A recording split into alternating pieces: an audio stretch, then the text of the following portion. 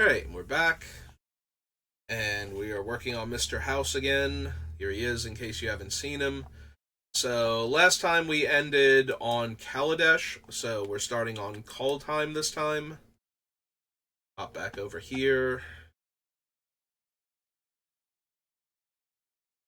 Um, since we have the white-red, and white-black dual lands from Murders at Karlov Manor now, I don't think we need the Alpine Meadow and the snowy sinkhole or whatever it's called.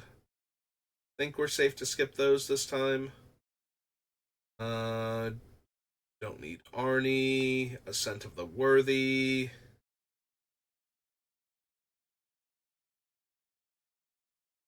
Scarred Armory. No. Braggart, Basalt Ravager, Bergie. Blood on the Snow, no. Bloodline Pretender. Zerker, Burning Rune Demon.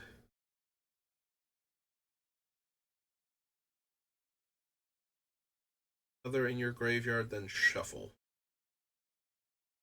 I don't need Calamity Bearer. Reaper, no.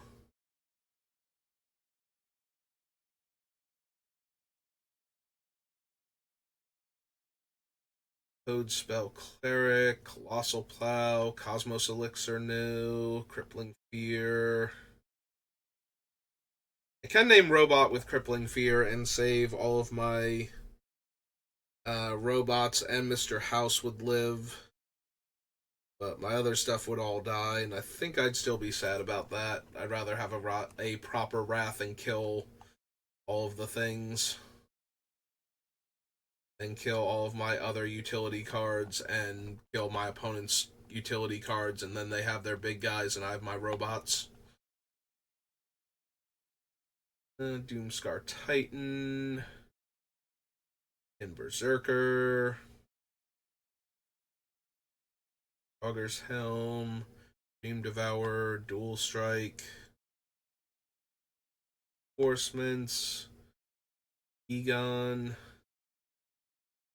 Gator Valkyrie, no. Fearless Liberator. Giant's Fury. Birja. Cast your second spell. Top 3 cards of your library. Put 1 in your hand and the rest into your graveyard. Create an Angel. Angels you control have tap destroy target creature with power less than this creature's power. Angels gain double strike. Nope. Create a treasure, create a treasure. Search my library for a card named Halvar, God of Battle, or an equipment card. Reveal it, put it in your hand, then shuffle. Yeah, I'm not running Halavar, and I don't think I have any equipment I super care about. Like, I think the biggest equipment I would probably be running would be the Lion Sash, if anything, as a graveyard hate card. Frenzied Raider, Frostbite, Gilded Assault Cart. Yeah, bouncing that back for 2 treasures isn't really anything. Goldspan Dragon. Yeah. Yeah, let's go to Kaldheim. Let's add our Goldspan Dragon in. It's 3 red for a dragon. 5. 99% sure. Oh no, he's only a 4/4. I think he was a 5/5 on top of everything else. I guess he's just so good. I'm like, yeah, he's probably a 5/5 also. Gold Vein Pick. Needs to deal combat damage. I might be down for the ones that just give me the treasure for attacking, but even then, their equipment, I need to get them down, get a creature. Like, I have to double check the diamond pickaxe from Lost Caverns. They're enchanted or equipped to have double strike, and I can move ours and equipment around. And yeah, I didn't think I needed Halvar. Immersturm Predator becomes tapped. Exile up to one target card from a graveyard. Put a 1/1 counter on it. Sack another creature, gains indestructible, and tap it. Meh.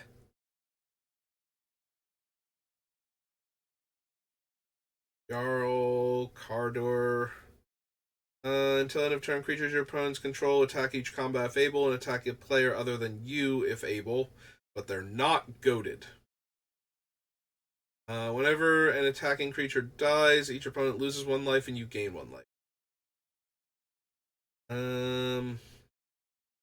Sacrifice a creature, deal 3 damage to any target. Each player discards a card. Return a creature card from your graveyard to the battlefield with a 1/1 counter on it. Gains haste.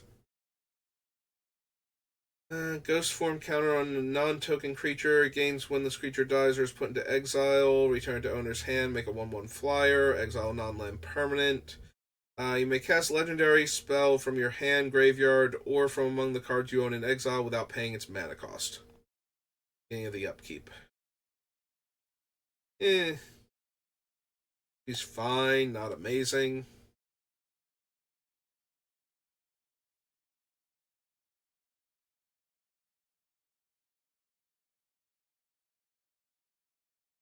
Whenever a non-token creature you control dies, if it was enchanted or equipped. Nope. And creature tokens get +1/+1 for being enchanted or equipped. I do think I want Magda. If she's got a clean attack that's free treasure, I can tap her for any other reason.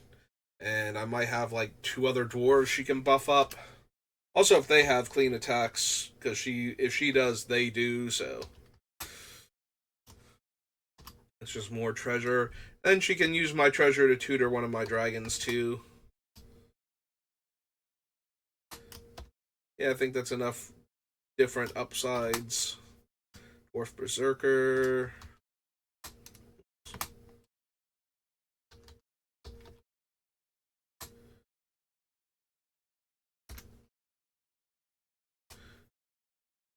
A 2/1.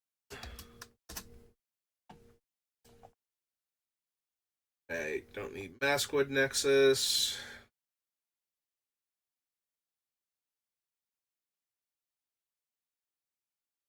Although if that's in play, I can in fact tutor for any creature in my deck with Magda. But I think it's fine if I can't necessarily do that. Quakebringer. Rampage of the Valkyries. There you go. I can play Rally the Ranks and just buff up all my robots. Sure, that'll be fine.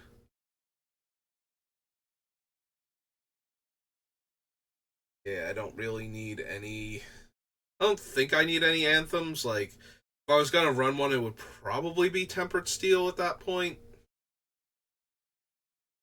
So a lot of my things are artifacts anyway. I don't think I need any of the runes.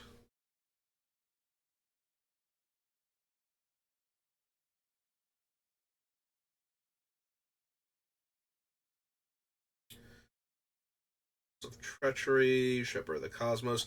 I'm sorry, I was just thinking about how the runes work with reconfigure creatures, where it's like the creature has the ability. Okay, now it's an equipment, and the equipped creature has an ability. Like, I don't think that ever came up. I don't think anybody cared. But by the time you could do that, there were better things you could be doing in either case. Starnheim Aspirant, Starnheim Unleashed. I think we need the Courser and its ability to make my artifacts and enchantments cheaper. Sword of the Realms, no. Tegrid. I mean, we don't have a ton of ways to make our opponents sacrifice or discard, so I suppose we don't need Tegrid. But God, is Tegrid just so obnoxious. The Blood Sky Massacre, I make a 2/3. Attacks this turn, I draw a card and lose a life. Add a red for each Berserker I control. I don't lose mana's steps and phases end this turn. Death, Tibalt Cosmic Imposter. Trickery, no. Torolf, no. Helm. Fumarole. Pyrite Sanctum. Think so. Regular Volky. Baragoth.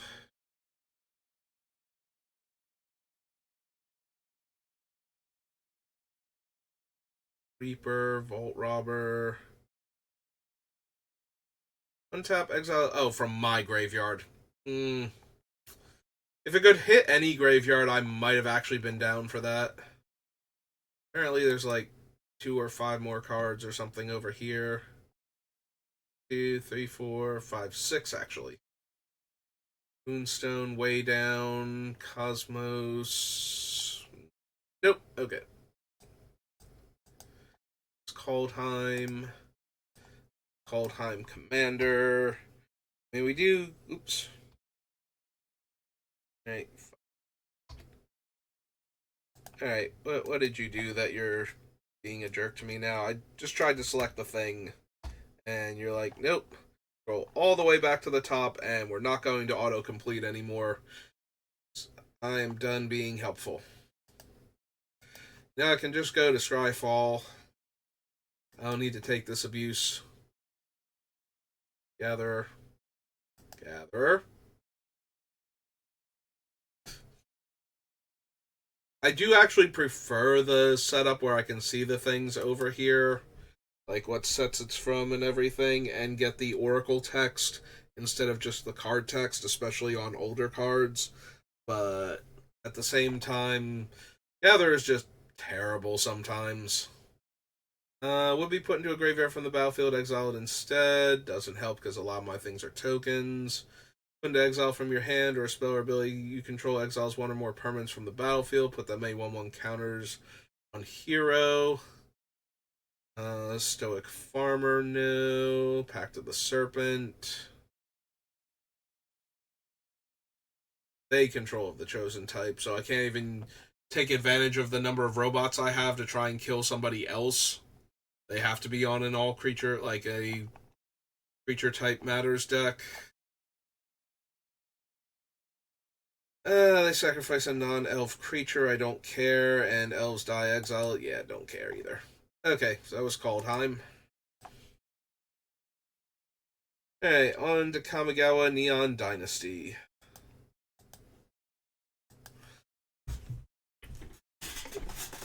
Alright. Non-token modified. Samurai attack alone. It's 2+1.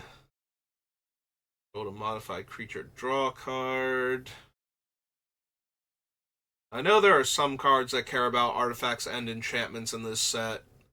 The question is, was there one or more that actually, are going to be useful to me? Do I care about Assassin's Ink? There are going to be so many cards, like so many options I have right now for destroying multiple permanent types that the fact that this thing is going to be 2 black mana a lot of the time probably still isn't good enough. Which is almost a feel bad at that point. Like 2 black, kill a creature or planeswalker. Maybe like if things are a little bit rough, it's a hero's downfall. And if I've just untapped after farewell, it's a full 4 mana. Automated Artificer, no. I can make 3 treasures off of Atsushi dying. I'd probably still take the 2 cards most of the time, though. I don't think I need a 4 mana 4/4 Flample. I don't have enough payoffs for dragons that I need that. I don't know. Like, it seems okay, but not great. Biting Palm Ninja. I do keep forgetting because it's the weaker of the two things that Atsushi actually makes treasure. When it dies, if you want it to. Do I want Brilliant Restoration? I probably want it on the list at least. Just in case. On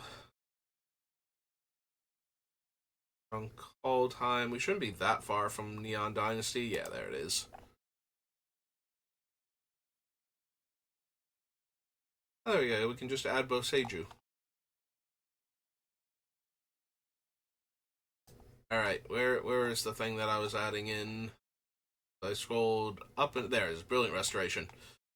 It's right below Boseiju. Brilliant Restoration. Because if they're not artifacts that I need back, they're probably enchantments.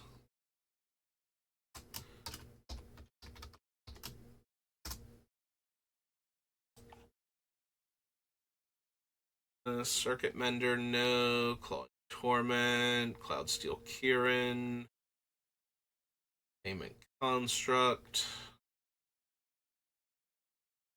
Dockside. Dockside's a little bit tempting. Being able to sacrifice an artifact to draw a card for 2 mana and not having to tap. What's the exact wording on Skullport Merchant? Yeah, I know it gives me a treasure, so...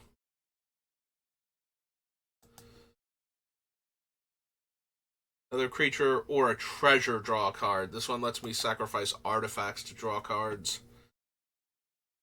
So maybe? Be Dockside Chef.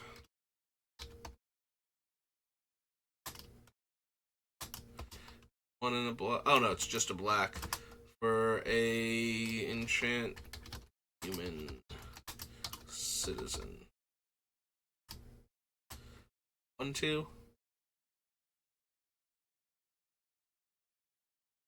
I keep thinking I should put the comma in when I do that every time anyway, so now I have. As later on, when I do put the comma in and put its game text afterwards, it's going to shrink it back down again. And it's not a half, it's a power and toughness. Eater of Virtue, Echo of Death's Wail, Apologist Terrarium, Uprising,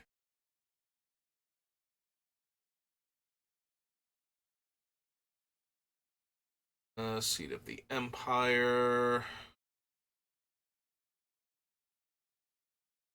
Enormous Energy Blade, Air of Enlightenment, Etching of Kumano, Fable of the Mirror Breaker. Does make treasure. Yeah, Fable's strong.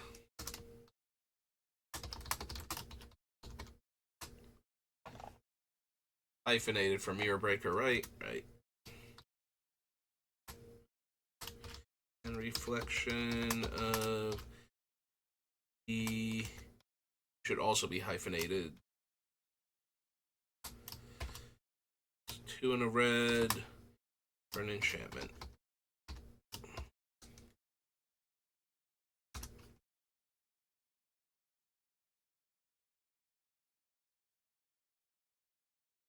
We have Farewell.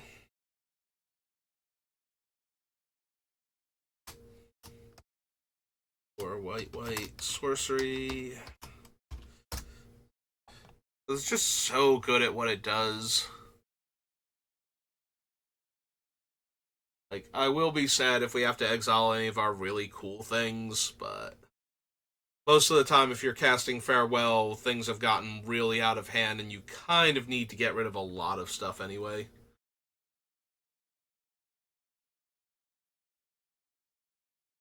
While there are certainly things that I do want in play and will be sad if they're gone forever, I feel like this deck is a little more resilient to Farewell than a lot of the other decks I've built. I don't think I need that Yamazaki. I don't think I need the other one either, but the other one is probably actually stronger in the deck. Like I said, a lot of my artifacts are tokens. No, I would not like to destroy all of my robots and my treasures. Thank you. Hidetsugu consumes all. You could not consume my cool stuff. That'd be great. Don't need Devouring Chaos. Don't think I need the Invokes.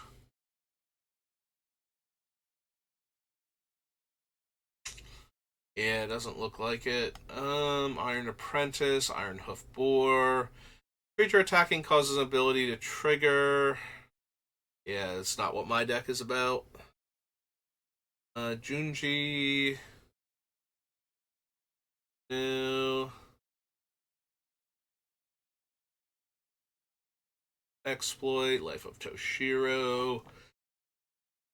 I don't think I need the Lion's Sash, but because I have Nezumi Grave Robber, and I do like Grave Robber better as my graveyard hate card.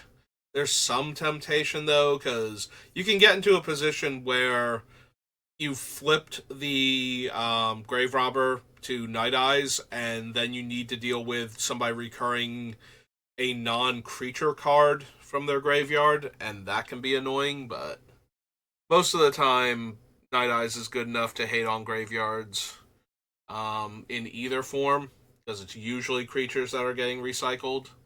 And even when it's not, just the Grave Robber is often enough, even if it does eventually flip. It's really hard for the opponents that have Graveyard Matters decks to get to the part where they have exactly one card that they're targeting, and it's like, well, if you do the thing, then it'll flip your guy, and you'll stop being able to eat my non-creature cards out of my graveyard, and I can do my combo after that without losing something essential, and without it just being easier to wait and kill the Grave Robber. So, a very corner case where the Grave Robber lives and isn't the thing you need in order to hate on their graveyard. So, and it's just way more powerful than most of the other ones.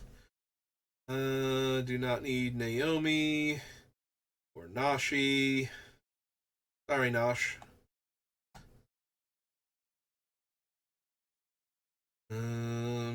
Yeah, don't need any of these Nezumi. Yeah, Norika, and I don't think I need her either, honestly. Like, I will need to get some number of enchantments back, but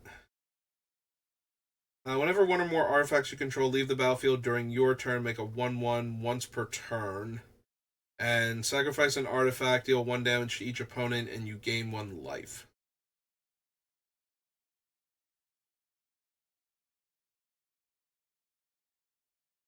Like, there are going to be cards that I'm probably running where Oni Call Anvil will enable a bunch of different things, but it's not very powerful on its own in this deck.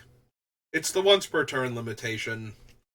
Um, Although I do think that if it didn't have the once per turn, it would be going infinite too easily. So I think we will add it to the list just in case, and then see if it actually works out. Like, if we have enough stuff that it's enabling, like if we've got like Pitiless Plunderer and this and some other stuff, and we can just basically keep spinning the wheels and dealing damage and generating a bunch of resources each or like once per turn, even like that might still be enough. I don't know that I care. Like, I skipped over Michiko's Reign of Truth, but I don't think I care about it enough. Like, it's a huge bonus with some of the cards that I'm running, and then Michiko herself is a large dumb creature, but it's not like it's Nim Deathmantle where I could just bounce it around to whatever creature doesn't get blocked and kill an opponent type of deal. Like, it's locked into what I'm giving the bonus to, and then it's locked into giving the bonus to itself instead once it flips over. So I think I need Reign of Truth, but don't need Ryu. Storm's Edge. Of course, Ronin, no. Persona, no. I think I need Reliquary. Mostly because I don't think I'm running Crucible in this deck. So I wouldn't be able to keep getting value out of it, so it's a one-time thing. The Spirit not being an artifact. If this were 2 artifact creatures in a trench coat, maybe.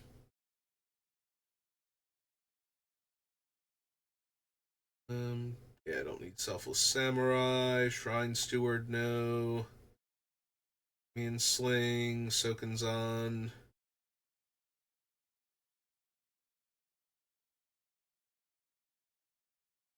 Graveyard to the battlefield and it gains if this permanent would leave the battlefield, exile instead of putting it anywhere else. If I had non-creature artifacts I knew I was going to desperately need to get back consistently, maybe. Because it doesn't care if I sacrifice a token that shares a type with it, so we could get around it that way, but... the Fall of Lord Konda, the Long Reach of Night, Restoration of Iganjo, Shattered States, Wandering Emperor, Thundering Raiju, Touch the Spirit Realm, no. She Guidebot, Shot Sniper, Embrace, no. Soul of the All-Consuming.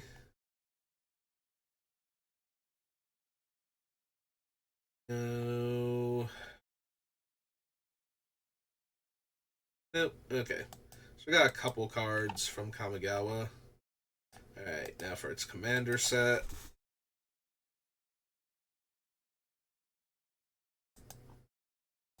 We get to go to Khans of Tarkir and get our Mardu Tri-Land and see a whole bunch of Mardu cards that we're not interested in, most likely. Alright. Add this in. Aerial Surveiller. If defending player controls more lands, no. Untap all creatures you control during each other player's untap step. Mildly interesting, again, for untapping Mr. House each turn. Although at that point I might be more interested in an unwinding clock for that type of effect, so probably don't need Drum Bellower also. Iron Soul Enforcer. Artifact card from your graveyard to the battlefield.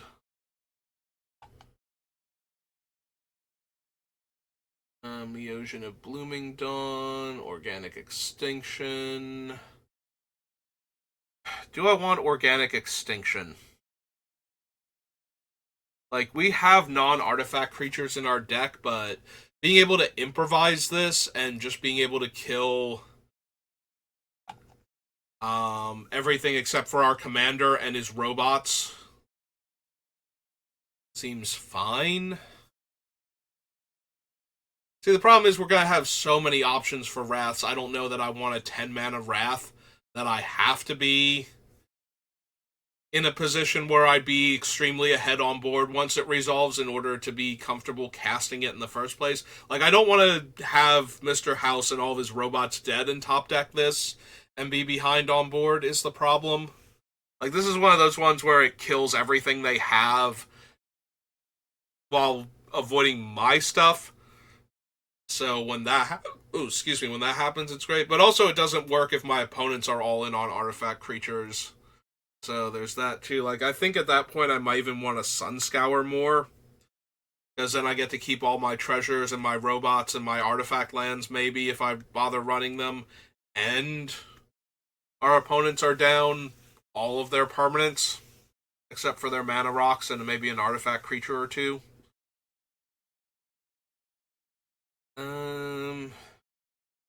Yeah, don't need release to memory, swift reconfiguration. Yoshimaru, Yojin, this Technomancer. Turn target creature card with power X or less from your graveyard to the battlefield. X can't be 0. So it comes into play, I can get like 3 treasures off of a robot. Turn target creature card with power X or less from your graveyard to the battlefield. X can't be 0, so I have to sacrifice at least 1 treasure to get a creature back, even if it has 0 power. So I can get back a 1 power creature. What 1 power creatures am I getting back, though? With any kind of consistency? Is the biggest issue. I still have to spend 3 mana on top of that. Yeah, I'm not really feeling the Ruthless Tech. I feel like Ruthless Technomancer has combo potential with the deck, with all of the artifacts that I have, to the point where it's like, okay, I could run that. I can also bypass Mr. House's commander tax if I can put him in the graveyard and activate this, like, while he's in the graveyard before anybody else has, like, either in response to attempt to kill this thing. So they would need like a split second card to kill Technomancer, and or one that takes away his abilities, like the rain, whatever it's called. The creatures become O2s with no abilities until end of turn, and even then, that's a lot of hoops to jump through to kill a 2/4, because a lot of the split second cards wouldn't kill Ruthless Technomancer, I feel like. So we'd just be able to get Mr. House back for like 3 mana and recast him.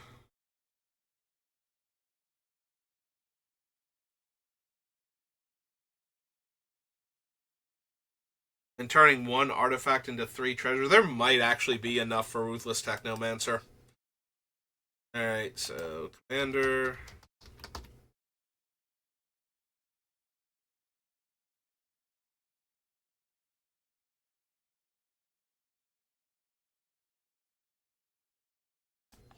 Component pouch, not hutch. I don't even think that's a real word. I think you made that one up. Yeah, this should be there, and it's Ruthless Technomancer. Ruthless Technomancer. It's 3 and a black for a human wizard 2/4. Yeah, there might be enough we can do with this guy that it's worth considering him. Just turning one of our robots into 3 treasure is not terrible to begin with, like as a baseline, and then having the upside of being able to revive our creatures might be good enough.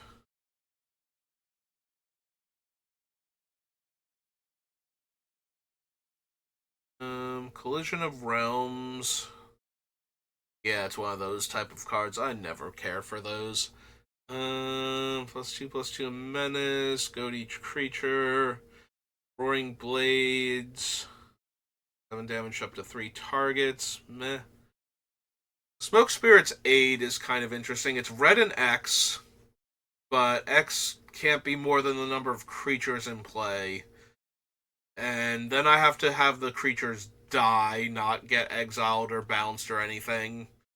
And then I get treasures and deal damage to the person that controlled them.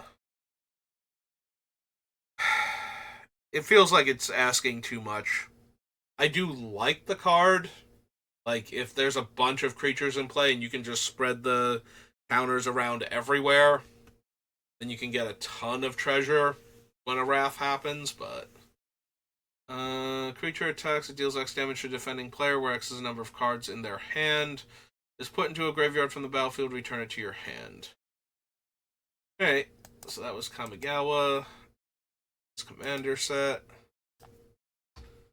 Brings us to Khans of Tarkir.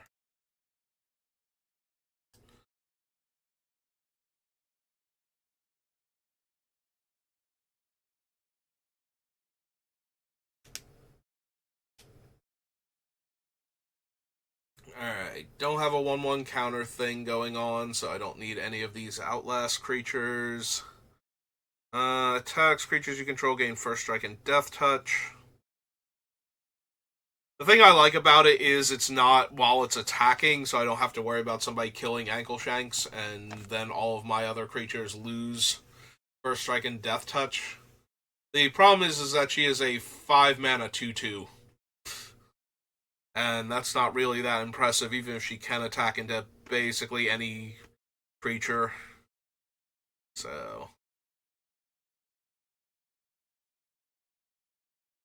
Aerostorm, Arc Lightning, Ash Cloud Phoenix, no. Have Vigilance and can block an extra creature. Second other creature gains Vigilance, Lifelink, or Haste. Eh. Crackling Doom. It's fine, but not amazing. Yeah, that's the problem. A lot of the Mardu cards are fine, but not amazing in Commander. Like, they just don't have the power level. Would deal damage this turn, prevent that damage. Deals that much damage to that source's controller. Don't need Empty the Pit or End Hostilities. Resistance, no. No. No. The Herald of Anafenza. High Sentinels. Instigator, no. Whenever a non-token creature you control attacks, create a 1/1 red goblin creature token that's tapped and attacking. Yeah, it's not good enough. 4 damage to a creature, 2 1/1s with first strike until end of turn. Opponent reveals their hand, and I discard a non-creature, non-land from it. Nope. Target creature can't block this turn. Meh.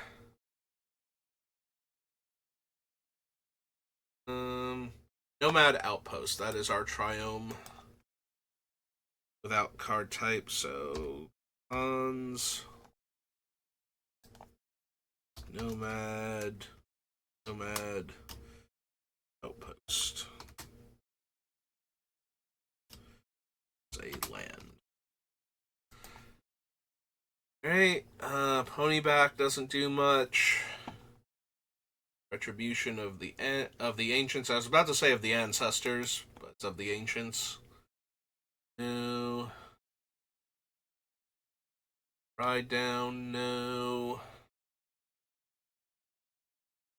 No. Don't need Sarkin.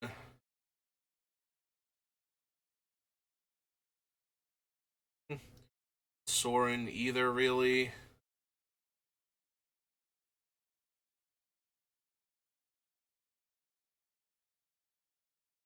It's Nexus. No. Utter End, yes.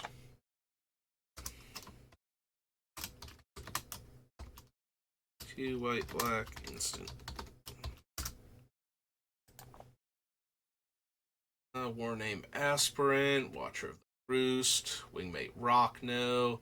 Zergo Helm Smasher. Attacks each combat Fable, has Indestructible on my turn.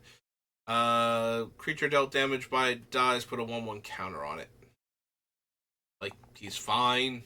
Not great, though. Alright, so that was cons. Only got the 2 cards I knew I was going to get from it anyway. That's fine. At least they're very good cards for the deck. Fixing Triland and one of the better removal spell options at instant speed. Alright, now to go through Legends and possibly pick up like a $500 plus enchantment or two on our way through. Because none of the other stuff is going to be anything, I don't think. Don't need Caverns of Despair. Chains of Mephistopheles. Think so. Yeah, I've got a bunch of random extra card draw that chains hoses. and I'm not willing to give that up to put Chains in the deck, and I think Chains would be too obnoxious with all that going on, because I'm damaging myself to draw those cards some of the time, so getting card quality without quantity is kind of underwhelming. Greater Realm of Preservation, I don't think. Greed, no. Green Mana Battery. Hellfire. Kill all my robots. Don't think I need the Caretaker at all. The Horror of Horrors, no. Vernal Medusa. Jovial Evil. Arrakis. Kobolds. I don't want land tax at all. I'm not going to have a ton of basics with how I build my deck. But I could grab the ones that I have. If somebody wants to ramp with lands. I think I have enough card draw. Like, it's very tempting to run land tax anyway, despite the fact that I'll probably have all of 8 basic lands in the deck by the time I'm done. Just because it's fine. Don't need Lifeblood, Mana Matrix, Marble Priest, no. Vote, no. Your Universe. I think I need Nether Void. Gate, no. Enchantment. Roga of Kerkeep. Give me a Night Stalker. If that player controls a plains, they gain a life. Nope. Ages. Do I want the Abyss? There is some potential to run the Abyss just because my default is I'm making my artifact creature commander is making artifact creatures. So there's a very real chance that the Abyss will be just fine in my deck. Like, it won't be able to kill my stuff anyway. So maybe I'll add it to the list, and then if we run it, like, there'll be plenty of other options. The Abyss is not essential, even if it turns out that it's actually good in the deck.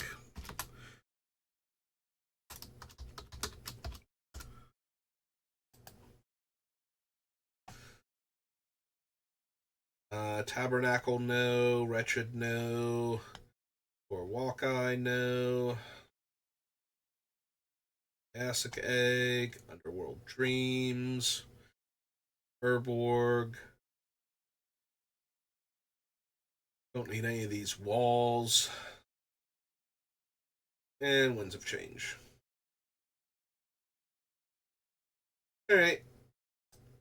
So that was Legends. Legions.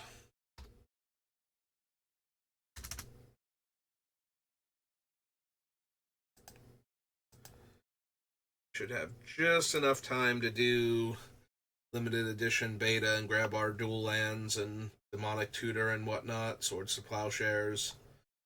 Chroma, no. Actually, I don't think I want anything from Legions, if I'm being honest. They're all creatures, and I don't think there's any of them that are particularly good in our deck.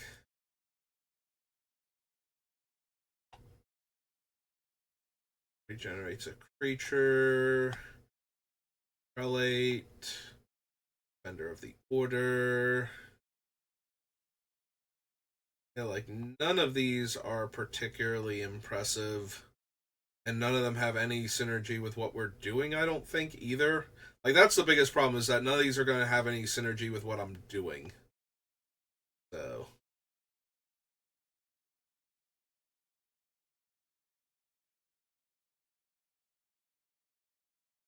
I'm not expecting any of them to make it into the deck. Touchable, no.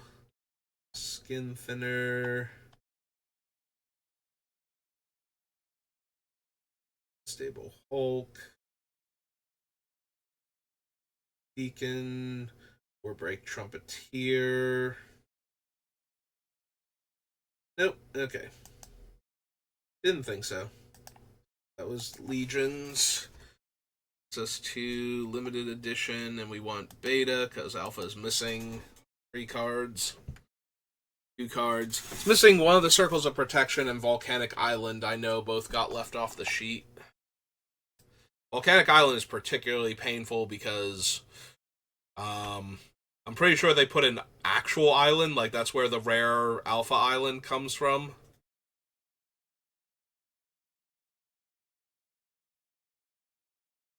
So there is an island randomly on the rare sheet that you can get.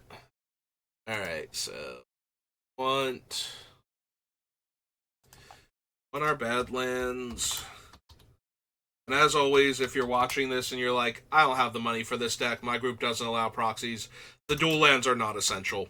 I own them, so they go on my lists every time, but they're not essential. Like, if you run the other lands, like if you have the fetches and you run the other lands that you can tutor for with the fetches, like, it's not the end of the world. Obviously, these are stronger than them, but it's a fraction of a percentage point in overall deck improvement a lot of the time. There will be like one game every like 1,000 where your land came into play tapped when you needed to be untapped and you lost the game because of it. Especially in Commander where you usually have a bit more time, so a land coming into play tapped literally is not the end of the game a lot of the time. In competitive Commander, obviously, you need your dual lands if you have them, but that's competitive, and that's true of every competitive format. For casual, though, putting the dual lands in, yes, it's better, but you don't need them. If you run the tap lands and the buddy lands and the whatnot, then you're fine. Especially if you don't have the fetches either, then you don't even need to worry about the dual land types on the cards. But if you have the fetches, you want like the Dominaria ones and the like the cycling ones and the surveil ones, like you want all of them so that way you can fetch them and fix your mana base. But yeah, if you don't have those, don't worry about it. It's not a big deal.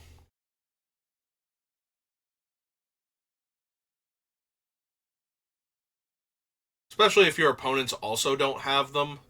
Then you're all kind of in the same boat as far as that goes.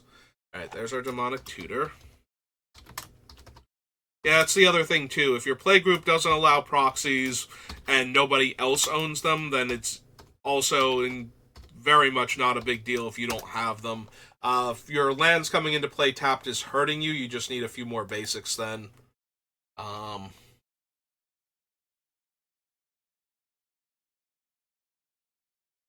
Just to make sure you have a healthy balance so that way you can draw lands that come into play untapped. And you have to be a little more careful about your sequencing with lands because of that, but for the most part, it's not that big a deal.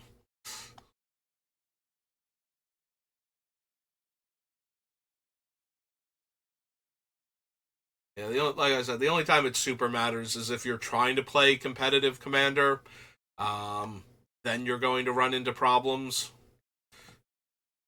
because of the way the format just is naturally. Like, the more competitive the format is, the more important like any fraction of a percentage point actually matters.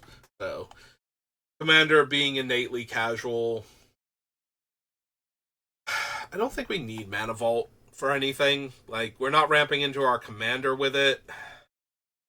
We can ramp into some other things with it that would be fine, but I guess I add it and then we see if we need it or not. Because I don't think I currently need it with what we have, but maybe. Also, it's an artifact we can sacrifice to our other things, so or use in conjunction with our other things.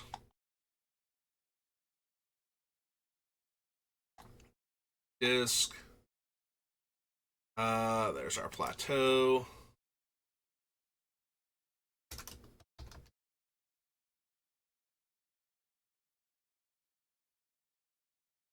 AU. That's what's wrong.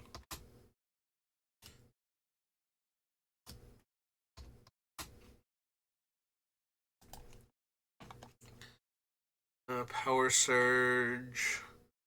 Righteousness New. Royal Assassin. Scrubland is our third one.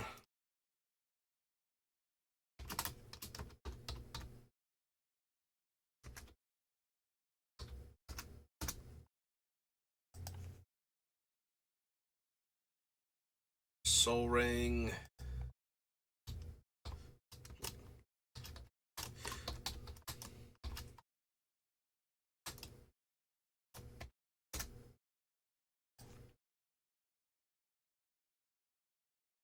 The Plowshares.